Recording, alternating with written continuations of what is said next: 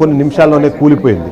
ఆ కూలిపోయేటప్పుడు అది ఏదైతే మనం మాట్లాడుతున్నట్టుగా ఫ్లైట్ ఆన్ బోర్డెడ్ 242 మందిని మోసుకొని తీసుకువెళ్తూనే అదే సందర్భంలో వందల వేలాది కిలోమీటర్లు అది ప్రయాణం చేయాలి కాబట్టి ఫుల్గా నింపుకొని మరి అది బయలుదేరిన నేపథ్యంలో అది సృష్టించిన విధ్వంసాన్ని ఒకసారి మనం ఇక్కడ స్క్రీన్ మీద చూద్దాము. ఇక్కడ చాలా క్లియర్గా ఏవైతే ఫైర్ ఇంజన్లు ఆర్పే ప్రయత్నం చేస్తున్నాయో దీన్ని ఒకసారి ప్లే చేయండి. ఆర్పే ప్రయత్నం చేస్తున్నాయో ఆ సందర్భంలో చుట్టూ ఉన్న పరిసరాలను ఒకసారి మీరు పరిశీలించండి.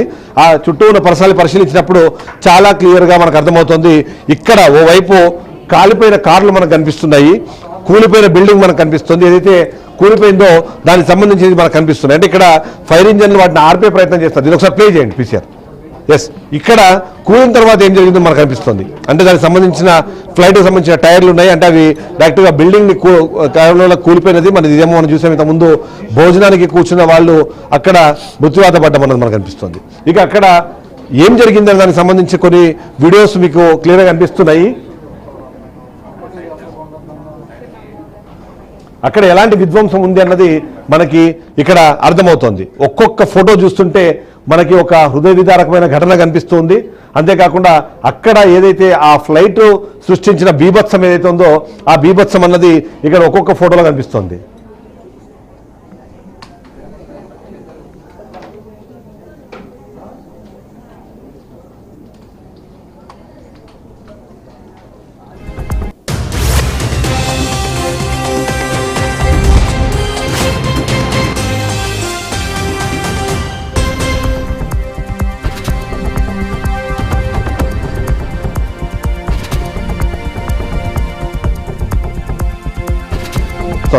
ఏదైతే నేను చెప్పినట్టుగా అంత ఎక్కువ శాతం ఫ్యూయల్ని తీసుకొని అది ప్లేన్ వెళ్ళి క్రాష్ అవ్వడము, క్రాష్ అయిన నేపథ్యంలో అక్కడ అది ఎలాంటి విధ్వంసాన్ని సృష్టించిందో నేను మీకు స్క్రీన్ మీద చూపిస్తున్నాను.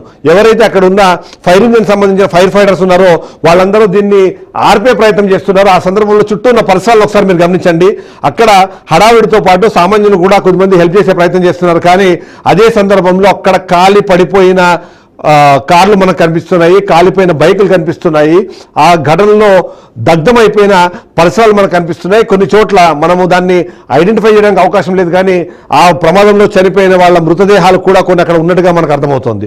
ఈ వీడియోస్ చూస్తే మీకు అవుతుంటుంది అది ఏ స్థాయిలో విధ్వంసాన్ని సృష్టించిందో. ఆ విధ్వంసానికి సంబంధించినవన్నీ మనకు కనిపిస్తుంది. ఈ బిల్డింగ్ చూసారు కదా మీరు, మొత్తం కాలిపోయింది ఒక సైడ్ నుంచి.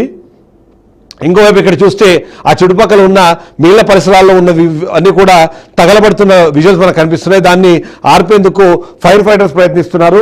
ఆ విజువల్స్ మనకు కనిపిస్తున్నాయి.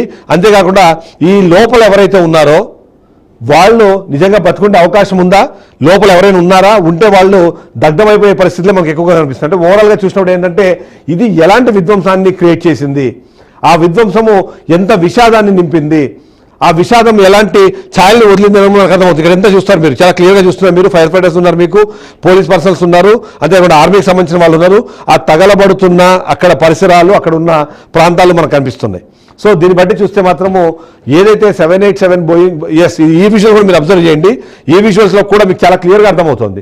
అక్కడ కాలిపోతున్నవి, దానికి సంబంధించి దాన్ని ఆర్పేందుకు ప్రయత్నం చేస్తున్నారు. అక్కడ నుంచి ఎవరైతే క్షతగాతులు ఉన్నారో వాళ్ళని తరలించడానికి అవసరమైన అంబులెన్స్లు అక్కడికి వచ్చేసాయి. ఇదిగోండి కార్లు తగలబడిపోయినాయి, అంబులెన్స్లు వచ్చేసాయి, వాటిని తీసుకెళ్లే ప్రయత్నం చేస్తున్నారు.